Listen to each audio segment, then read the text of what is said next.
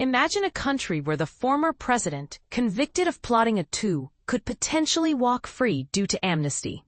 This is the stark reality that Brazilians are facing, and it's a prospect that has sparked outrage across the nation.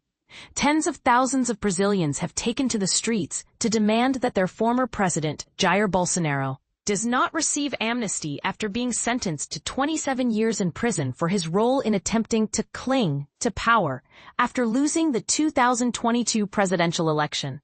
But here's where it gets controversial. The idea of granting amnesty to Bolsonaro has been met with fierce resistance from the public, with many arguing that it would be a betrayal of the country's democratic values. The protests, which were led by some of Brazil's most beloved musicians, including Caetano Veloso, Chico Buarque, and Gilberto Gil, were a testament to the country's strong democratic spirit. These legendary songwriters, who were at the forefront of the fight against Brazil's brutal 1964-85 military dictatorship, have once again found themselves at the helm of a pro-democracy movement. Veloso, 83, summed up the mood of the nation when he said, "This cannot go unanswered. We have to go out onto the streets, as we have in the past, to say that we, as a people, as a nation, will not accept this." The protesters were not just voicing their opposition to the potential amnesty, but also expressing their anger at the conservative-dominated lower house's approval of draft legislation that would make it harder for lawmakers to be charged or arrested for alleged crimes.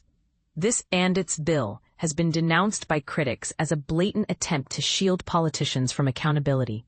Stars of stage and screen, including the Golden Globe-nominated actor Wagner Moura, joined the protests to decry the bill and congressional efforts to reduce Bolsonaro's sentence.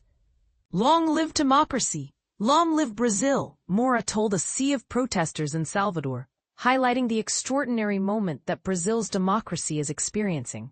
And this is the part most people miss. The protests were not just about Bolsonaro's conviction, but about the broader implications for Brazil's democratic institutions. The fact that the country's conservative-dominated lower house is attempting to pass legislation that would undermine the rule of law is a clear indication that the democratic backsliding that has been observed in other countries, such as the U.S. under Donald Trump, is also a concern in Brazil. In São Paulo, tens of thousands gathered outside the city's art museum, hoisting a giant Brazilian flag over their heads in a patriotic response to Trump's unsuccessful attempts to interfere in Bolsonaro's trial. The protests were a powerful statement of the country's commitment to democracy and the rule of law. But what's next for Brazil? Will the country's democratic institutions be able to withstand the pressure from conservative forces, or will the nation succumb to the same democratic backsliding that has affected other countries? These are questions that only time will answer. One thing is certain, however. The Brazilian people will not go quietly into the night. They will continue to fight for their democratic values, and they will not let their country be hijacked by authoritarian forces. So, we ask you, what do you think about the situation in Brazil? Do you believe that Bolsonaro should be granted amnesty?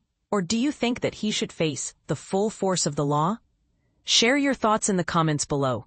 The debate is ongoing, and we want to hear from you.